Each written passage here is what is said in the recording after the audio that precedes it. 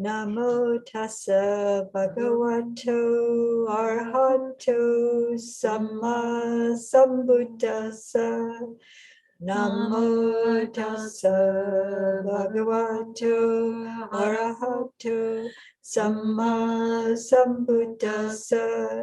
Namo tassa bhagavato arahato samma sambuddhassa.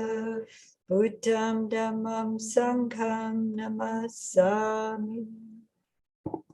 So tonight I thought I would speak about, hello Adriana, I would talk about the 5 spiritual faculties. And these are part of the Bodhipakya Dhammas. These are the qualities, or these are qualities that we hope to develop in ourselves. And there's like 37 of these, but I'm just going to talk about 5 this evening. And the Pali word for them is indriya.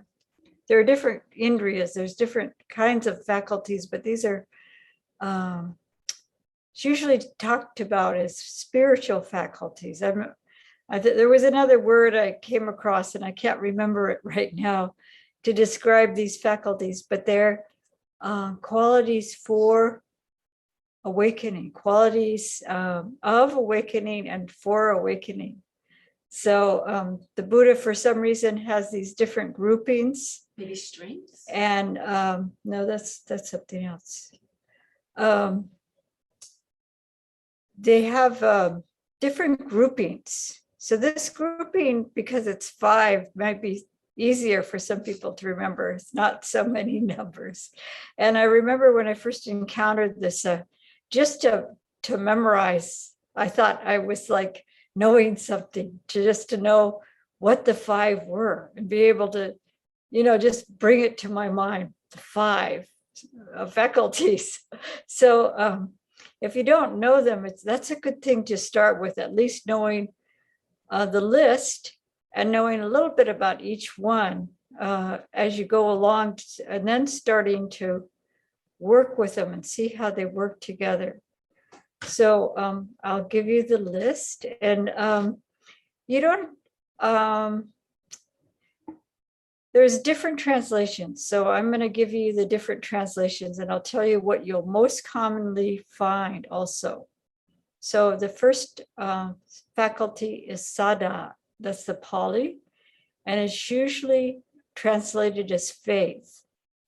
So let's just start with one word at a time, and then I'll start talking about each. So I'm not going to talk about how else it's translated, but it's faith is the first one, sada.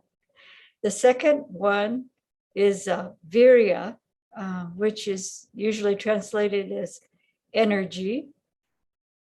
The third one is sati, which is usually translated as mindfulness.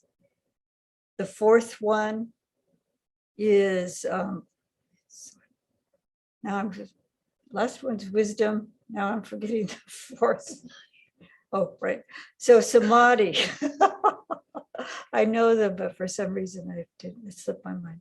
Samadhi is the fourth one. And that's usually translated as concentration. A lot of people don't like that word. And then the last one is panya, which is wisdom. So that's the 5. So I'll go over them again with the different ways they're translated and a little more depth for each one. So you can just think to yourself, starting out with faith.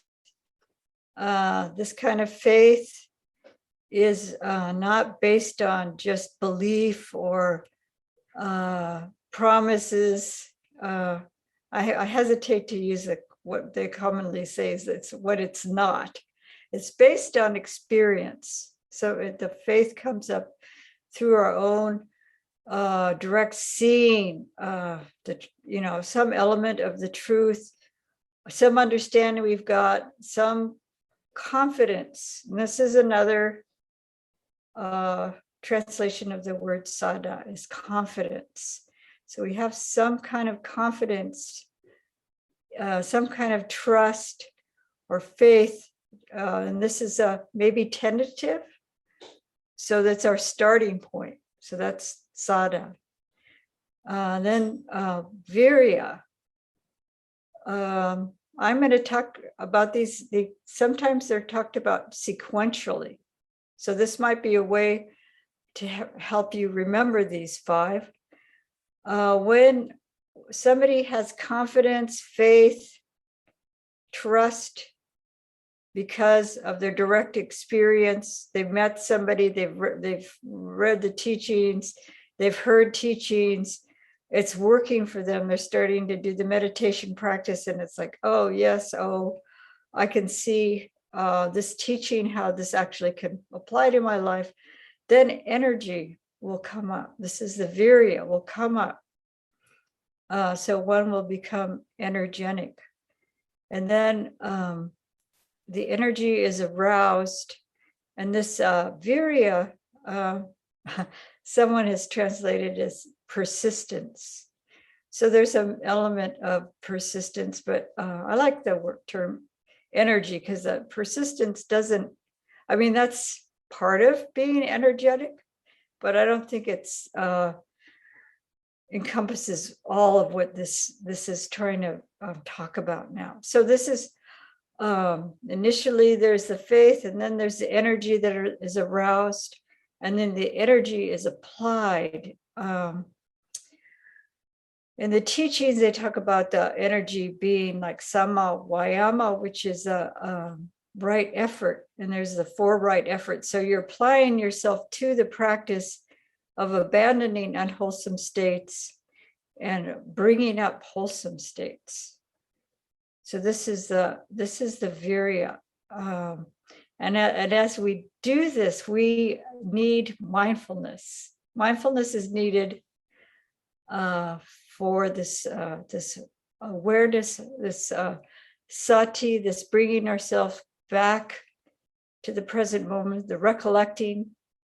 This element of sati is in support of the virya, and the virya also helps support the sati, or the mindfulness.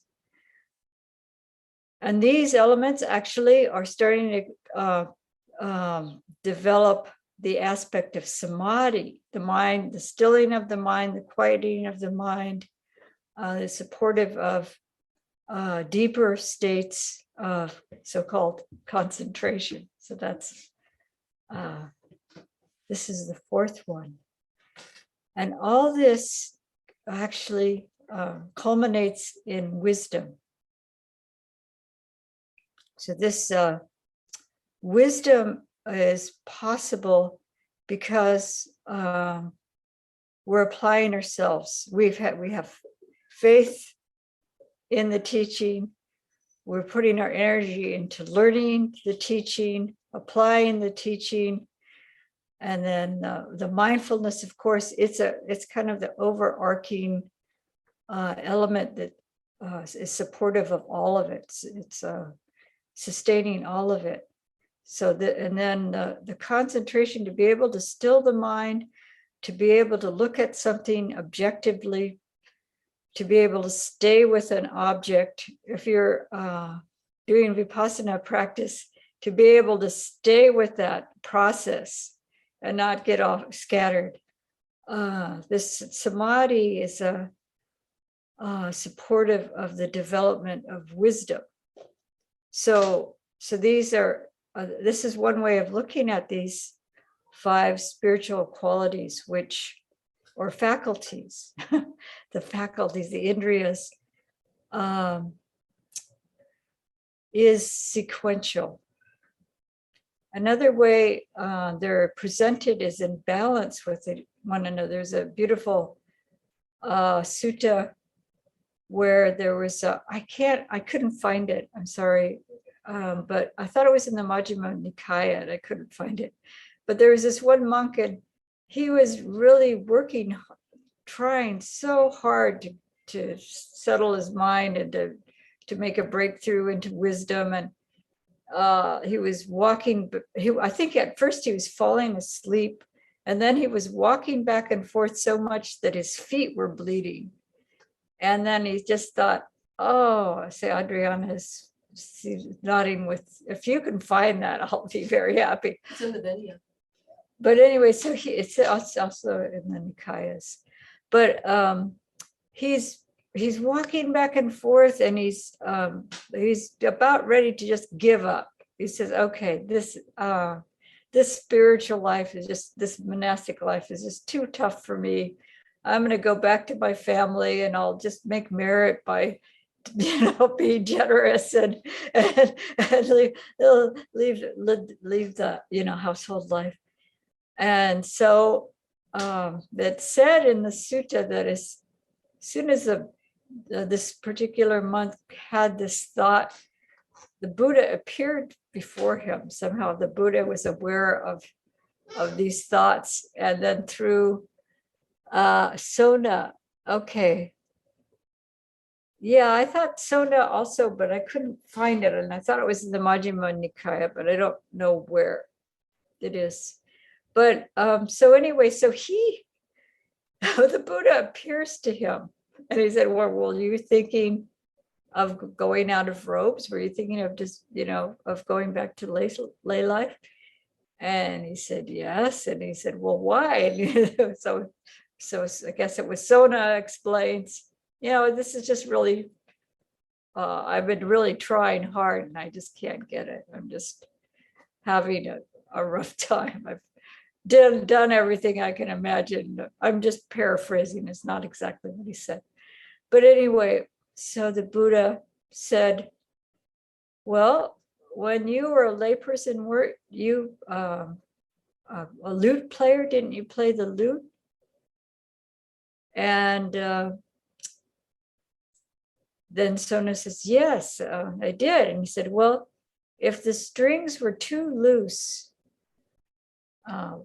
did the lute make a good sound? No. If they were too tight, did they make a good sound? No.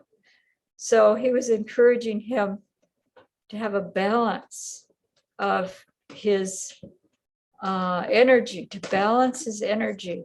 And so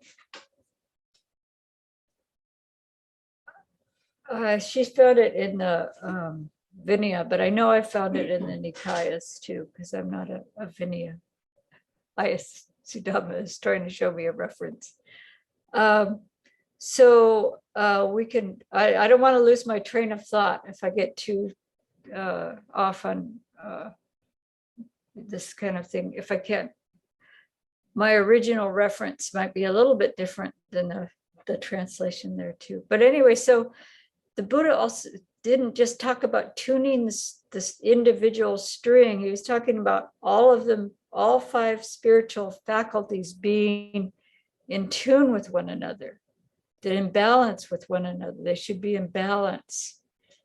So there's a way that they're described to be in balance. And I'll go back through the list of 5. I'm talking about the 5 spiritual faculties, yes. So the 5 spiritual faculties, there's faith, energy. I'm just using the most common terms. I know there's other translations. So there's faith, there's energy, there's mindfulness. Cringe at the word concentration, samadhi. I could just say samadhi. And then there's wisdom. So the 2 on the opposite ends of the list, faith and wisdom, the sada and panya, balance one another out. These balance each other. So if I just have faith that's non-discerning faith, this is what Ayya Sudhamma had mentioned earlier. She thought we were trying to figure out a word.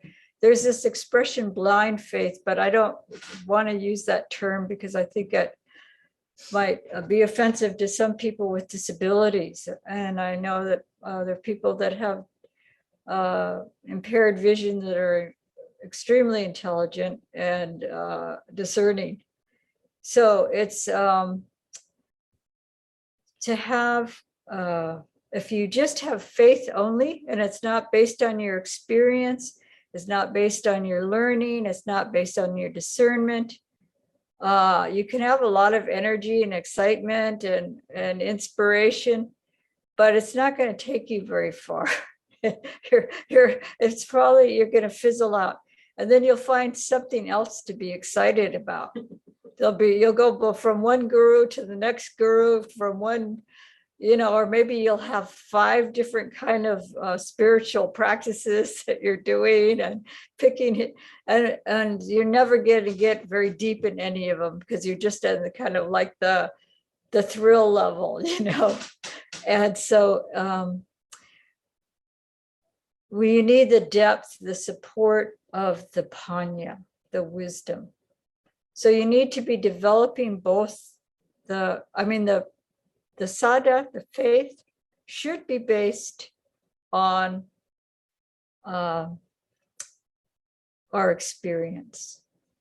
And so you have the tentative faith, and you get deeper faith as you go along. And when you get to the point of unshakable faith, you've entered the stream, because you've really seen, you have a depth of understanding. It said you possess the 4 noble truths and the noble eightfold path. You possess them. You've gained them. I don't know how to say it in a way that I guess language is very limited, but possessing them is the way it's often translated. Because your depth of understanding of the 4 noble truths, you've really seen Nibbana, you've seen cessation, you've seen how these 4 noble truths work, you've seen how the noble eightfold path, at least to a certain degree, at least to be unshakable in your faith in the Buddha, Dhamma, and Sangha. So this is how the sada is developed through our working the path. So, and it's balanced by wisdom. It has to have that wisdom faculty developing simultaneously. Then the virya is balanced by samadhi. These 2 balance one another. So the energy is developed and supported by, I want to say samadhi, stillness, concentration, collectedness of mind. There's no real word that's best expressing this word samadhi. But virya and samadhi work together. So if you have too much energy, you can get burnout also. If you're working too hard at just abandoning I guess you'd have to, if you're doing the virya wisely, then you're developing samadhi. If you're just bringing up energy, then it just can be too kinetic. But if you are working sama vayama, if you are abandoning the unwholesome states and bringing up the wholesome states, and it's that's in balance, then samadhi is going to be coming up. It's going to be supportive of samadhi. And if you have too much, I guess it would be passaddhi, too much calmness, too much, too much relaxation, then you'll just be falling asleep. So these two are balancing each other. And the sati is said to be kind of overarching the whole all of 5. I mean, it's essential in all of the 4, and it's essential in itself, if that makes sense. It's an essential element to be developing, but it's supportive of the other ones, of all the other ones. Panya, the wisdom faculty. I'm kind of jumping ahead, I think. I haven't talked so much about each, except for Sada, I think. But Panya is the pinnacle of it. As in the suttas, it talks about it being where they're all kind of converging and being brought up to is the wisdom faculty. So they're all supportive. They're all interconnected. But it's ultimately to break through the wisdom with wisdom.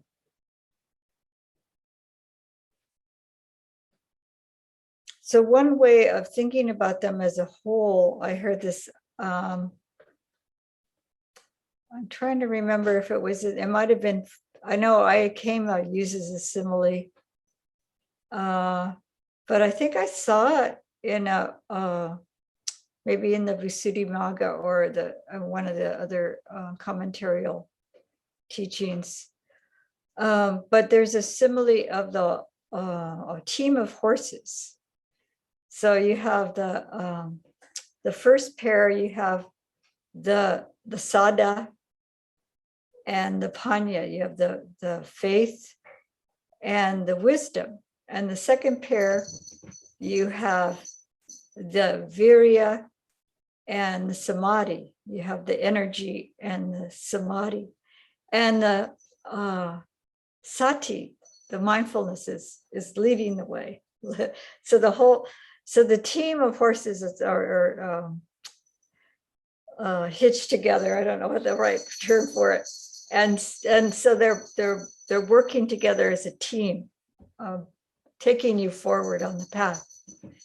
So all these faculties are to be developed. They're intersupportive, and they balance. There's a balance that they need for each other. The balance is important. So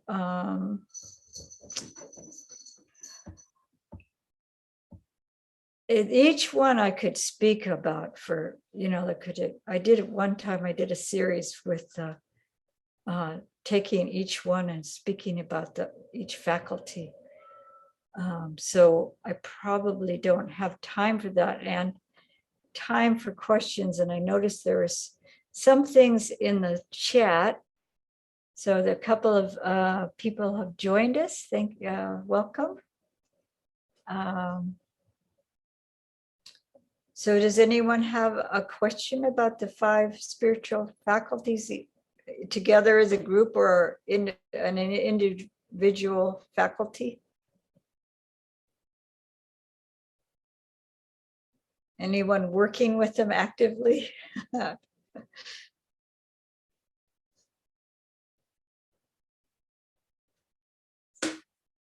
Y'all got it down, Pat? Yes, no questions?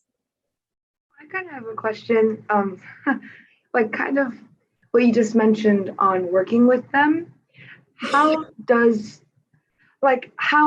you know the list. So now I know the list. How should I be working with this, if that makes sense? Oh, sure. One thing is to kind of examine them within yourself. Like, think about what is it that brought me to the path?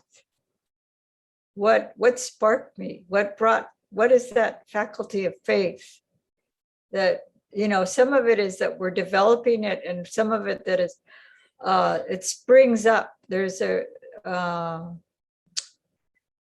teaching talking about the faculty of faith springing up. And so how did it spring up? It springs up. So that's kind of the tentative faith. And then do we see it developing stronger in ourselves? What's keeping us going? So we're examining it in ourselves. And if we start seeing doubt or something that's countering that, how do we bring it? How do we strengthen it? And like I was saying, the wisdom faculty is what balances it out. So I see there's some doubt that's coming up. The faith is flagging a little bit, and that Orsada, confidence, my trust, in the teaching. So I go and speak to Kalyana Mita, spiritual friend, or I go, I listen to some teaching by a teacher that I respect. It's good to speak about it, to look into it. If we see that, it's weak, that faculty is weak. How do I balance it out?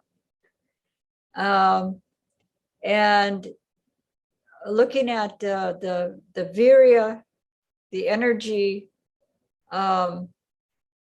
is it too tight? Is it too, am I trying too hard, or am I not working with it?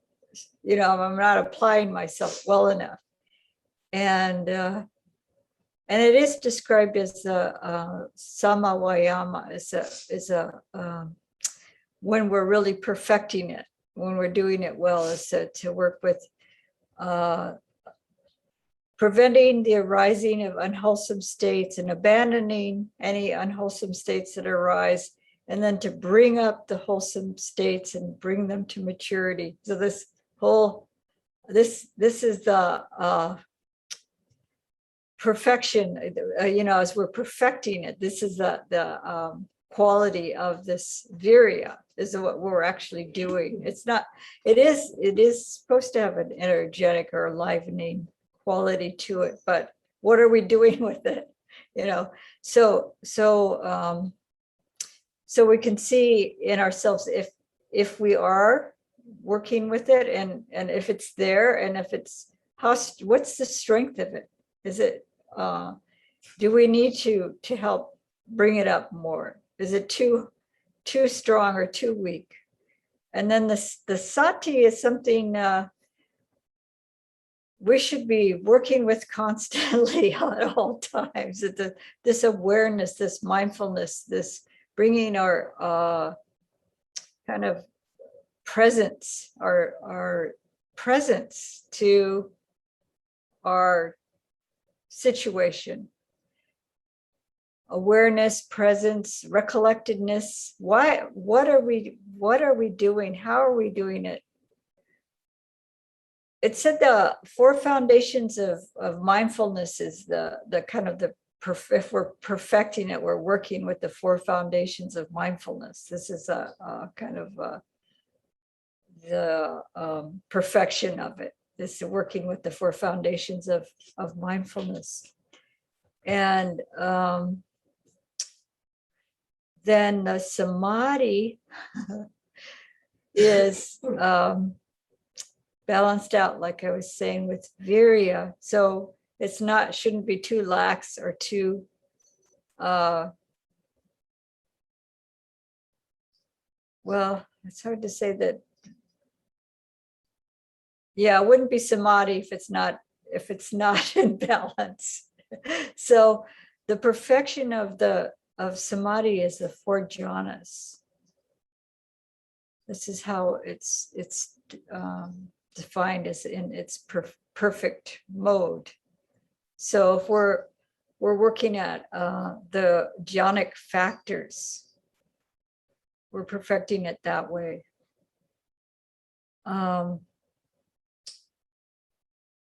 And then the panya is really the breakthrough to the 4 noble truths, to really the deep understanding of those teachings and the Noble Eightfold Path.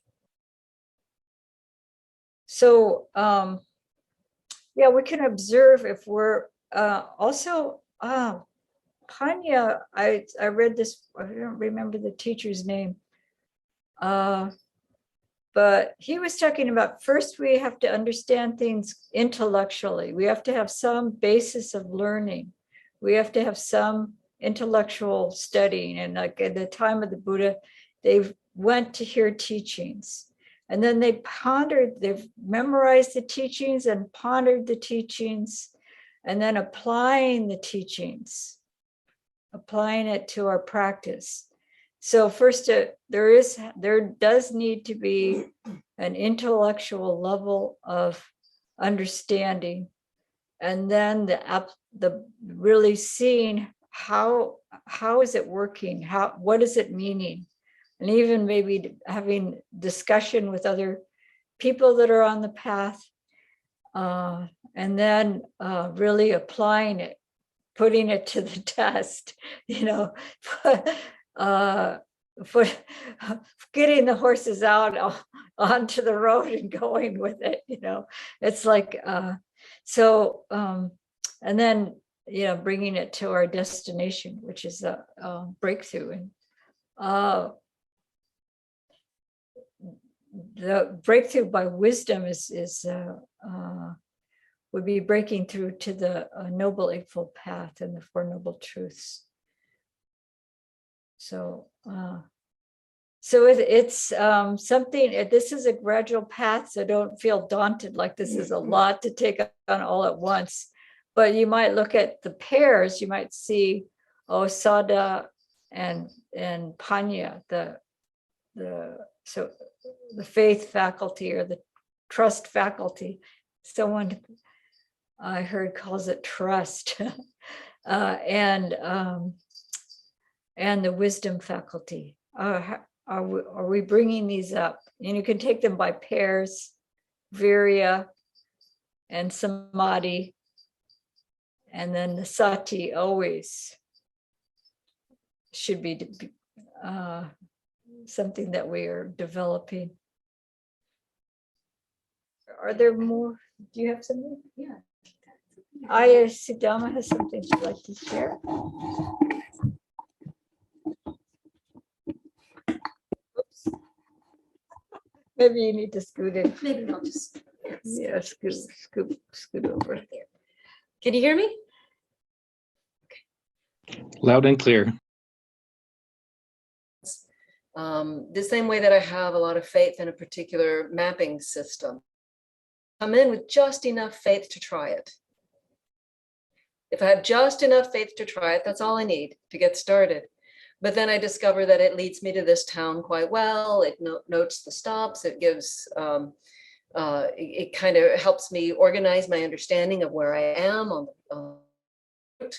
And after it's gotten me to this place and that place and this other place, then on this longer journey, I'm really sure, oh yeah, this is going to get me from, from Orlando to New York City. It'll probably do this because it's been so true at every step all along the way. Why would I doubt this map at this point once it's been true in my experience again and again and again? So that's the kind of faith that I understand to be relevant in the Buddhist context. It's an acquired understanding of the teachings themselves, that they really hold true.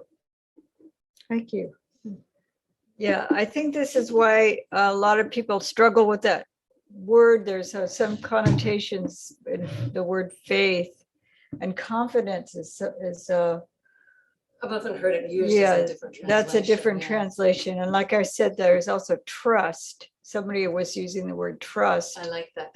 I think that it captures both angles a little better. Yeah. So the understanding of what sada means, actually, as she was saying, it's tried and true. We have tentative faith because we've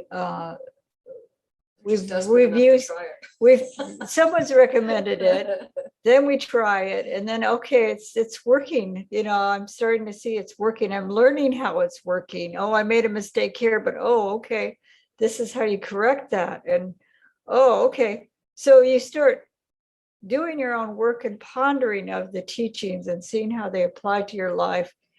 And if we have any doubts, then we need to speak with somebody or do do our research somehow. So, yeah. And the Buddha highly, highly praised people to address their doubts. How is this? What is this? How does this fit together? How does this work? It's considered kind of negligent not to go asking those sorts of questions. And this is why the Panya, it's actually, yeah, that would be the development of Panya, actually. This inquiry. Yeah. So that's really important to point out, where a lot of people stumble on that translation of the word. And it's the first, I think, most common, because it was one of the first ways it was translated in print. and so a lot of times people just stick with that because it gets confusing. So learning the Pali terminology is really important. If you know the Pali terminology, then you'll be able to have a better understanding of what people are talking about. And that's why a lot of teachers do use the Pali and the English. I'd like to do that with Samadhi, actually. You just have it as a term that we use. And like dukkha, the word dukkha encompasses a lot more than just the idea of suffering. It's much broader concept than that. So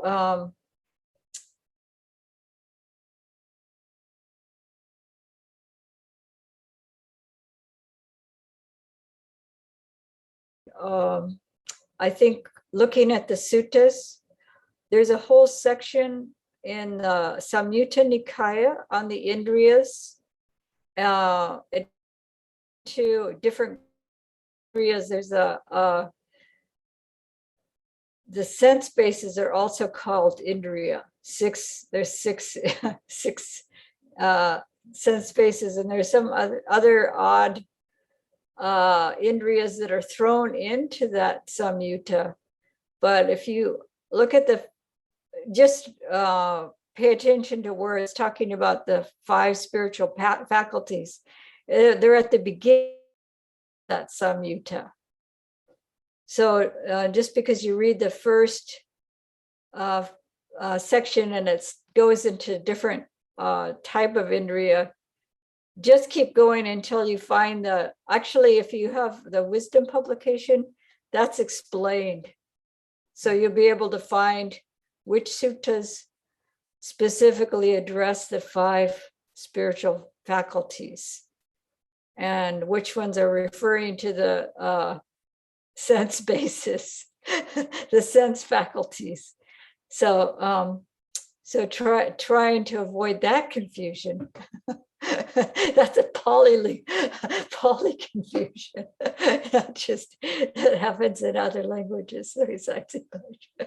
But so to do a study, to look into the suttas, what I've done sometimes is just, like, because I like the hard copy, I just look in the index and find the suttas that are speaking about the Indriyas.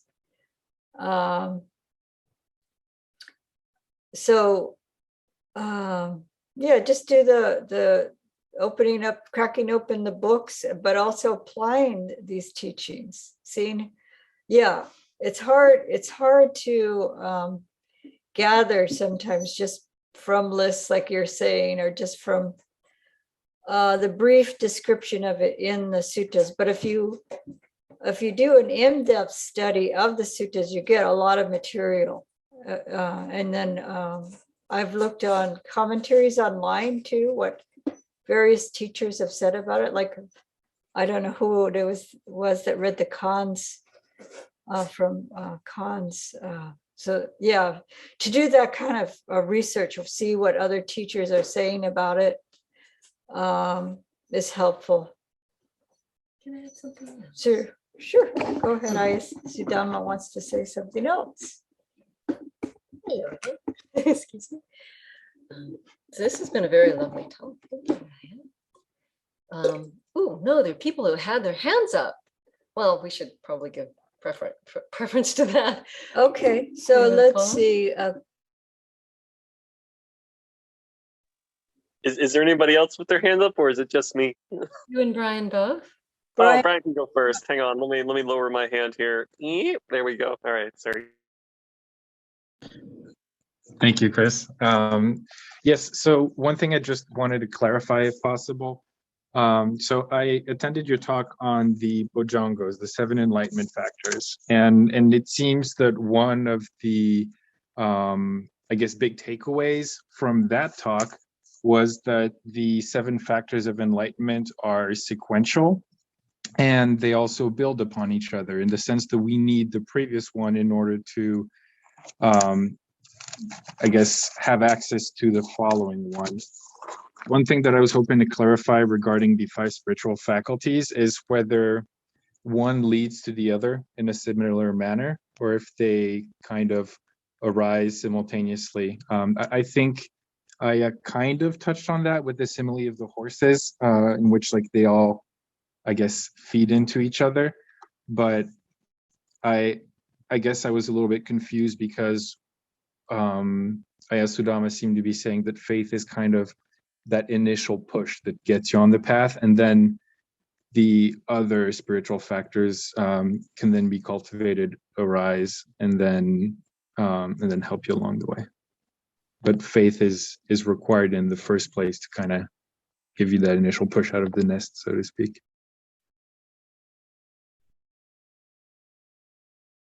I'm not sure if it's just for me, but I think something happened. I think they dropped off the call by their internet or something. Oh no, I scared them away. No, we lost them. yeah, because their internet's been bugging in and out, so something must have happened.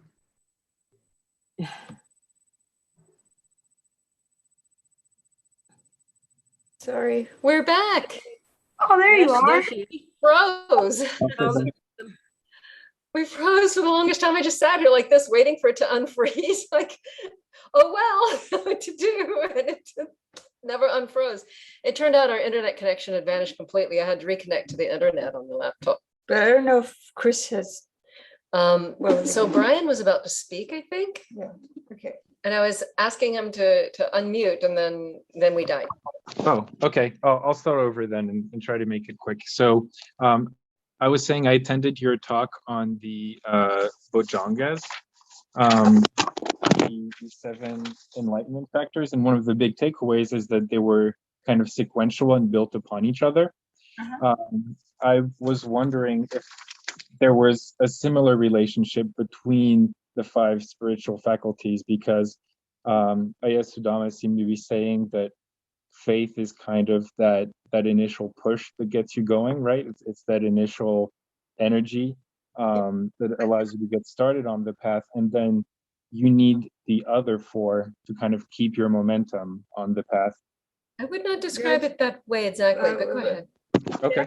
And Sariputta talks about this very thing, and I thought I explained it, but maybe I didn't explain it well enough. But I have the sutta right here. It's in the Samyutta Nikaya. The Indriya Samyutta is number 48. And this is number 50. It's the 50th sutta in the Samyutta. And this is a conversation with the Venerable Sariputta and the Buddha. And I'm going to jump a little bit, trying not to, because they have a little bit of background, not much. So the Buddha asks, he does these rhetorical questions. It seems, of course, the Buddha knows he wants to, Sariputta's take on it is his understanding of it. And it's often amazing because he comes up with non-standard answers to some of the, add a different dimension. And so the Buddha is asking, Sariputta, does the noble disciple who is completely dedicated to the Tathagata and has full confidence in him entertain any perplexity or doubt in the Tathagata. Oh, maybe this isn't the one I think this is a different one. Okay, maybe it is. Well, I'll keep reading it. It is indeed to be expected, Venerable Sir, that a noble disciple who has faith will dwell with energy, aroused for the abandoning of unwholesome states and acquisition of wholesome states, that he will be strong in his or her exertion, not shirking the responsibility of cultivating wholesome states. That energy of his or her or theirs, Venerable Sir, is his faculty of energy. It is indeed expected, Venerable Sir, and whose energy is aroused will be mindful, possessing supreme mindfulness and discretion, one who remembers and recollects what has been done and said long ago. That mindfulness of his, Venerable Sir, is his faculty of mindfulness. So he's talking about recollectedness and remembering teachings. So this is one aspect of mindfulness. It is indeed expected, Venerable Sir, that a noble disciple who has faith, whose energy is aroused, whose mindfulness is established, will gain concentration, will gain one-pointedness of mind, having made release the object. That concentration of his, Venerable Sir, is his faculty of concentration. It is indeed to be expected, Venerable Sir, that a noble disciple who has faith, who has energy aroused, whose mindfulness is established, whose mind is concentrated, will understand thus: this samsara is without discoverable beginning. A first point is not discerned of being wandering on ignorance and fettered by craving, but the remainderless fading away and cessation of ignorance, the mass of darkness. This is the peaceful state. This is the sublime state. That is the stilling of all formations, the relinquishment of all acquisitions, the destruction of craving, dispassion, cessation, nibbana. That wisdom of his, Venerable Sir, is his faculty of wisdom. And Venerable Sir, when he has again and again strived in such a way, again and again recollected in such a way, again and again concentrated his mind in such a way, that noble disciple gains complete faith thus. As to these things that previously I had only heard about, now I dwell, having contacted them with the body and pierced them through with wisdom. I see that faith of his, Venerable Sir, is his faculty of faith. So this has gone a complete circle. So it's like the tentative faith bringing us to the energy, arising of energy, to the establishment of mindfulness, to the deepening of concentration, to the wisdom, and the wisdom developing, bringing the faith up. And it's cyclic like that. It's not, I mean, it's not just like climbing a ladder. It's like they're all kind of reinforcing, and the structure is maybe weaving together or something, making a strong fabric. So I hope that's clear enough, that how these, they build on one another and they support one another. So they can be sequential like that. They're described as sequential like that in the suttas, and they're also described as balancing one another. So it's both. I think you find something. I was just reading the same thing that you were Oh, reading. I okay. was just Yeah. interested in seeing it in the book as you were reading it. Yeah, so that I have found that in the suttas, and I've heard teachers talk about it both sequentially and as balancing one another out. That's really fascinating, and also really clears it up. You're not leaving one rung of the ladder to reach the next one, but while they can appear in that order, ultimately they reinforce each other. So just like in your simile of the horses, like if one horse slows down, then the other three can kind of pick up the slack and help the group as a whole move along faster. Mhm. Thank you for that clarification. Oh, you're very welcome. And Chris had a hand up. Yes. So it is just a kind of a little aside that I wanted to share. And it had to do with studying the Pali language. Lately, over like the last, I'd say maybe like 4 or 5 months, I've gotten really into a hobby of just looking up Latin roots of words and doing it just to better understand words in English. And I realized tonight, and I probably realized this a while ago, but it works the same way. If you study Pali, you'll start to notice that there are certain, I'm struggling to find the right word because I'm not super familiar with the study of root words. If you study the Pali, then you'll start to understand the concepts that the words describe better, if that makes any sense. Yeah, absolutely. Okay. Yeah, that's all I wanted to share. That's all. It's kind of like if we were talking about Latin roots, but I think that the Indic languages, we have some of the basis, some of the roots are within English as well. I think of the Latin, English, the Indic languages, there's like, because of the migration of people and the languages also, aspects of the language also are carried with populations and into populations.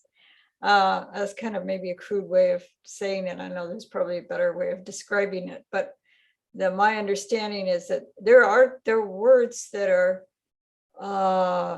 like somebody said their word for horses in Pali is asa, and that we have the word ass. So an animal, the four-legged animal, for some reason it went to a different animal in the same kind of general family. But there are other words, like viria, like vigor.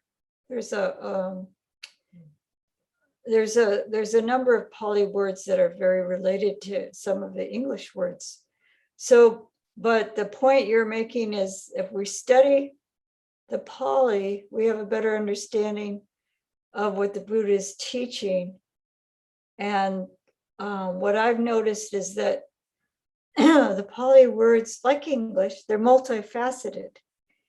And I've been looking at discussions on Sutta Central, and sometimes they're saying, does the word mean this or does the word mean that?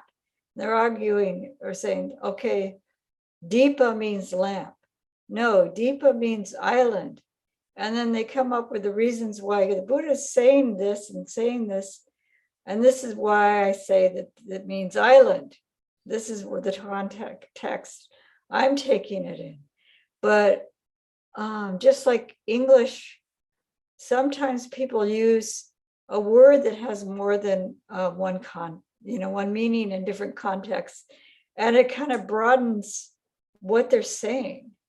And I think the Buddha was doing that. Someone said that Ajahn Amro, a monk that I really appreciate, said that he thought the Buddha worked with puns a lot. He would use, words that had two or more meanings. And so some people would understand it one way and some people would understand it another way. And other people would get, oh, he's got this kind of really broad teaching here. He sees it's both. It's not just one or the other. So are we an island to oneself or a lamp to oneself? Is it a refuge, an island, a safe refuge, or is it the light of wisdom? So is it both? I would say it's both. I think the Buddha really, really understood. It's just like everything in the way he would communicate.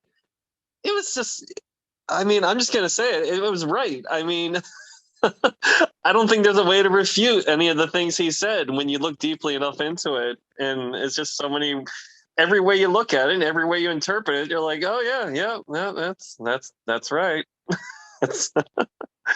So 5 Indriyas, I would recommend that you look at the Pali.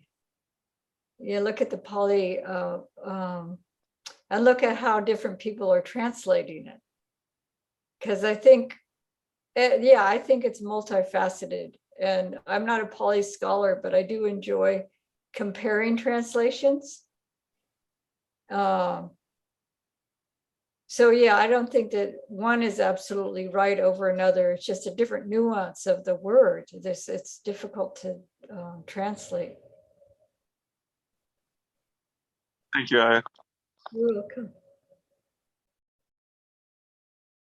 So, Sister Kema, do you have anything to add? Do you have have you worked with the Indriyas or done some study of the Indriyas? And A little,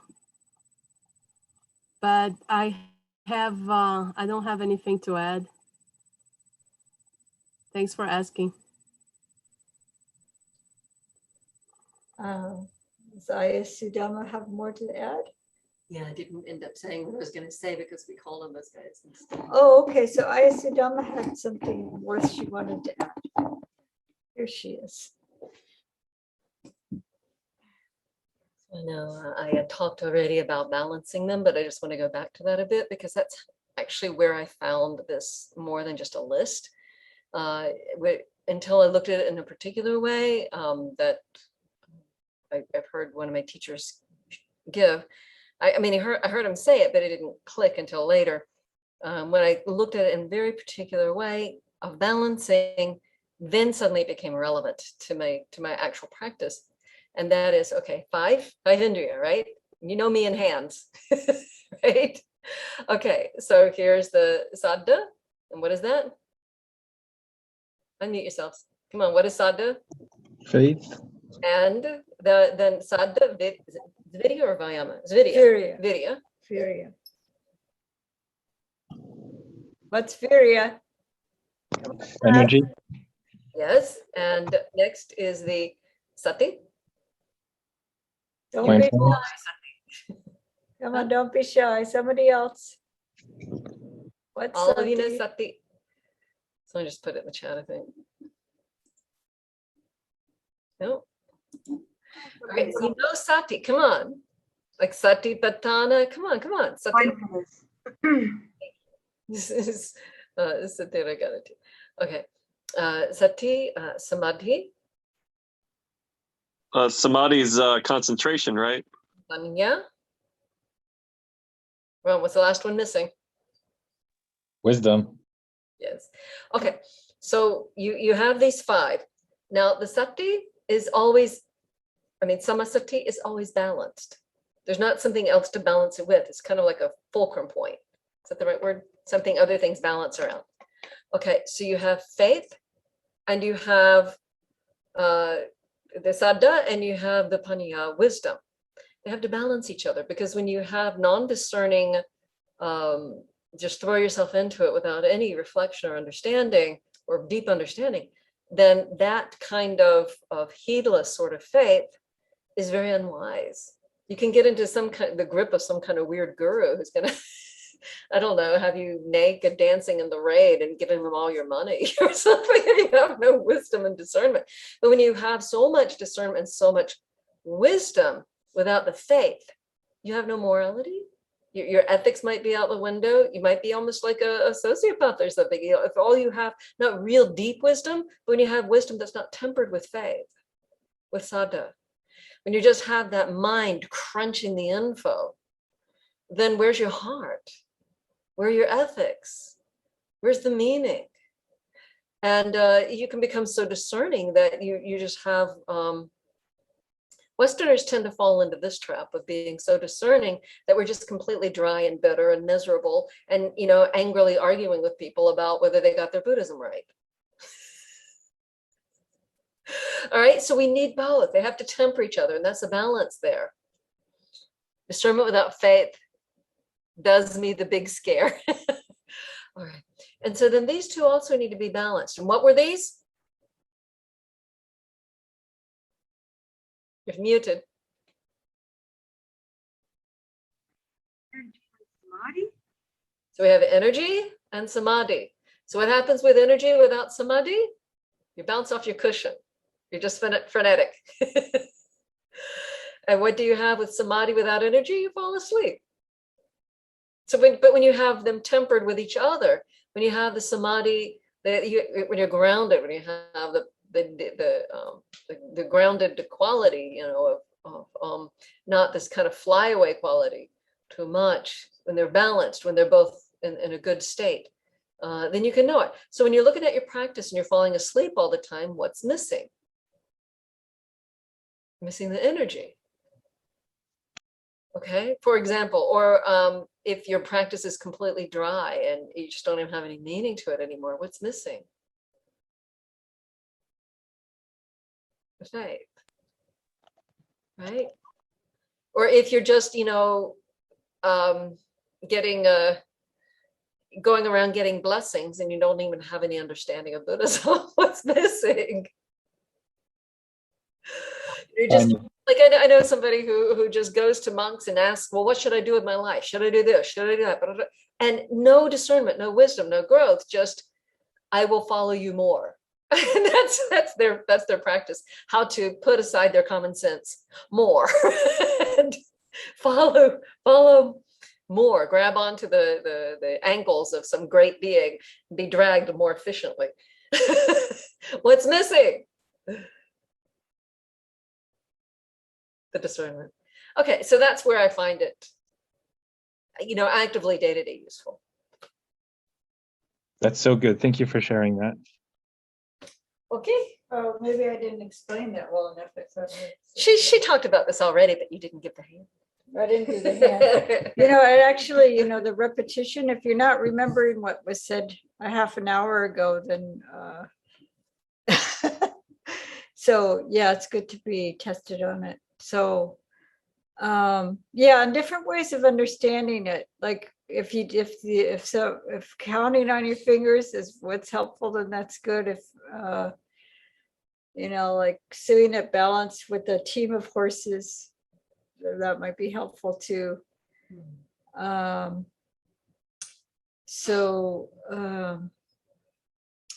yeah, the repetition, not just it's not just going through something once and then thinking you've got it. You've got to just really develop it over time.